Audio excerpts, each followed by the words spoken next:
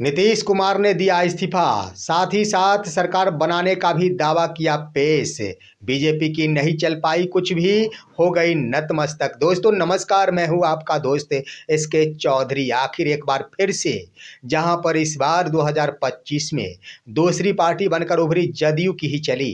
BJP जो पहले से मनसूबा बनाकर रखी थी कि सबसे बड़ी पार्टी बन जाने के बाद हम अपने बीजेपी कोटी से आखिर किसी को मुख्यमंत्री की कुर्सी पर बिठा देंगे, वह सपना आखिर टूट गया। कुछ भी नहीं चल पाया आखिर नीतीश कुमार के सामने, और आखिर मोदी के चाणक्य कहे जाने वाले अमित शाह नतमस्तक हो गए हैं नीतीश कुमार के सामने, क्योंकि कुछ भी नहीं चल पाई है और जैसा नीतीश कुमार सोचे हैं वैसा ही होने जा रहा है। लेकिन इसी बीच दोस्तों, चिराग पासवान के द्वारा डिप्टी सीएम को लेकर आखिर चुनौती पेश कर दी गई है। चिराग पासवान ने डिमांड रख दी है कि इस बार के सरकार में आरएलजेपी का भी एक डिप्टी सीएम होनी चाहिए। आइए आज के इस वीडियो में हम विस्तार पूर्वक चर्चा करते हैं, लेकिन इससे पहले अगर आपने अभी तक हमारे इस चैनल शौर्या हिंदी न्यूज को सब्सक्राइब नहीं किए होंगे तो कृपया अभी सब्सक्राइब कर लेंगे।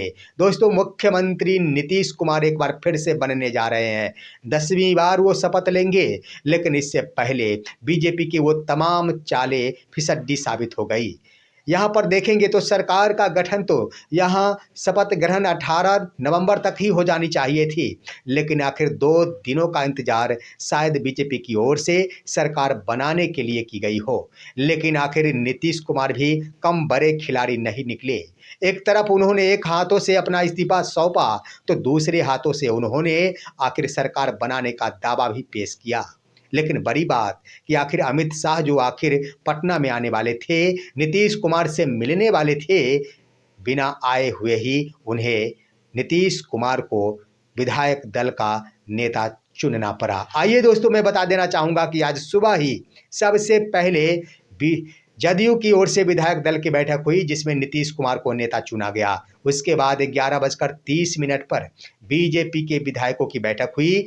इसमें विधायक दल का नेता सम्राट चौधरी को चुन लिया गया और साथ ही साथ विधानमंडल के उपनेता के रूप में विजय सिन्हा को चुना गया है। और इन दोनों ही नेताओं को चुन लेने के पश्चात यह स्पष्ट हो गया कि डिप्टी सीएम की कुर्सी पर ये दोनों बैठने वाले हैं। लेकिन कुछ भी नहीं कहा जा सकता, क्योंकि अभी तक इसके लिए औपचारिक घोषणा नहीं हुई है। लेकिन नेता के रूप में चुन लेने से स्पष्ट हो रहा है कि सम्राट चौधरी और विजय सिन्हा की कुर्सी सुरक्षित हो गई है। वहीं पर देखेंगे दोस्तों, तो चिराग पासवान की ओर से भी अपनी डिमांडें प्रस्तुत कर दी गई है।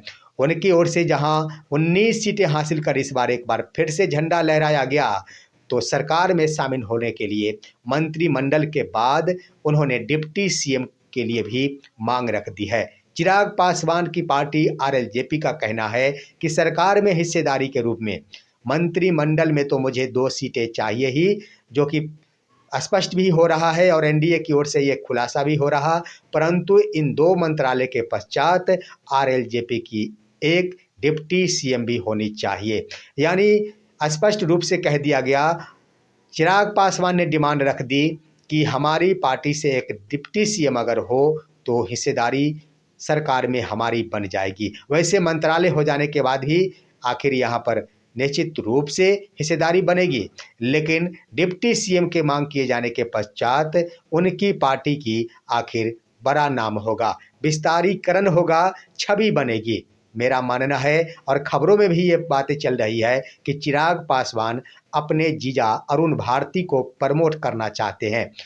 क्यों ही अगर एनडीए की ओर से अगर सहमति बनती है कि आरएलजेपी का भी एक डिप्टी सीएम हो, तो चिराग पासवान के द्वारा अपने जीजा अरुण भारती का ही नाम आगे बढ़ाया जाएगा।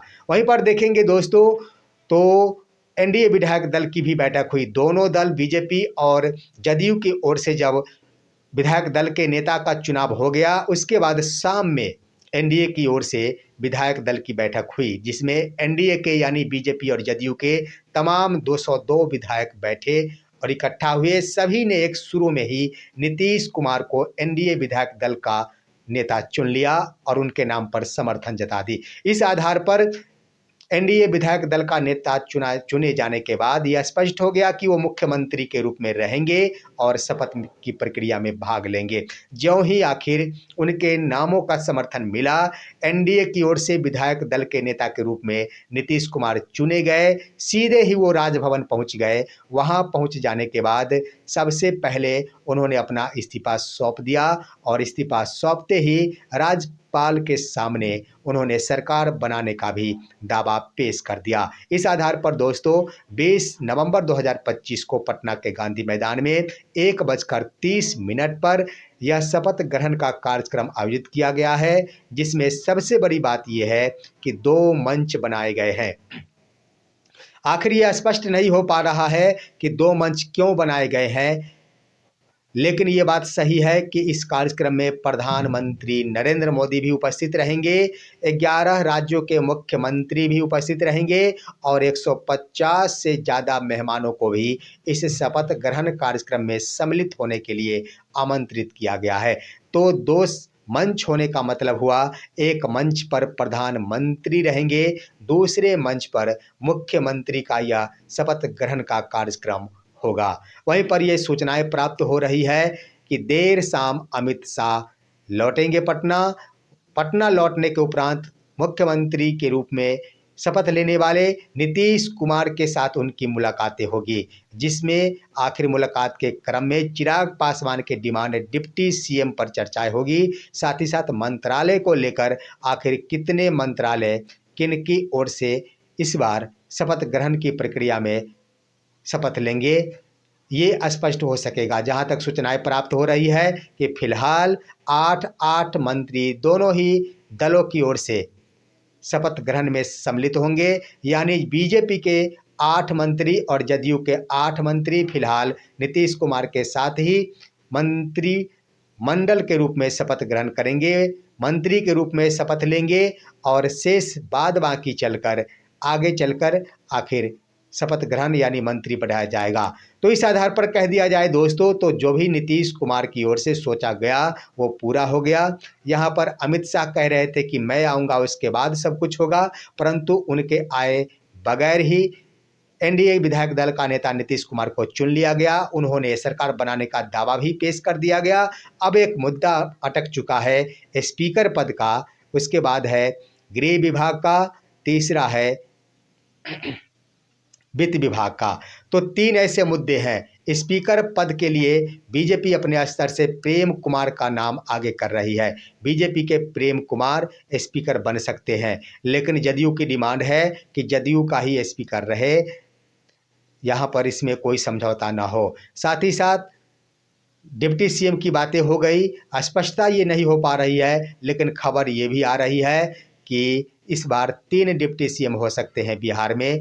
आरएलजेपी को भी एक डिप्टी सीएम का पद मिल सकता है। अगर ऐसा होता है तो स्वाभाविक है कि चिराग पासवान का कद बढ़ जाएगा, उनकी पार्टी की छवि और भी मजबूत बन जाएगी। चिराग पासवान का कद बिहार में ऊंचाइयों का स्तर प्राप्त होने में कामयाबी की ओर आगे बढ़ जाएगा। तो इस तरह से दोस्तों अन्य भी खबरें आ रही है, लेकिन फिलहाल आपसे मैं यही कहूँगा कि देखना है आखिर अमित शाह के आने के पश्चात कौन सी बातें आखिर क्लियर होती है। सबसे बड़ी बात मंत्रिमंडल का गठन, मंत्री के रूप में किसे शपथ ग्रहण में आखिर भाग लेने हेतु अनुमति प्रदान की जा सकेगी। उसके बाद डिप्टी सीएम का ऐलान होगा, साथ ही साथ स्पीकर के पद के लिए ऐलान होगा। फिलहाल आज की खबर यहीं तक। आप सभी हमारे इस वीडियो को लाइक कीजिए, अन्य दोस्तों के पास शेयर कीजिए और अब दीजिए अपने दोस्त को इजाज़त। हम फिर मिलेंगे आपसे अगले वीडियो में, तब तक के लिए नमस्कार।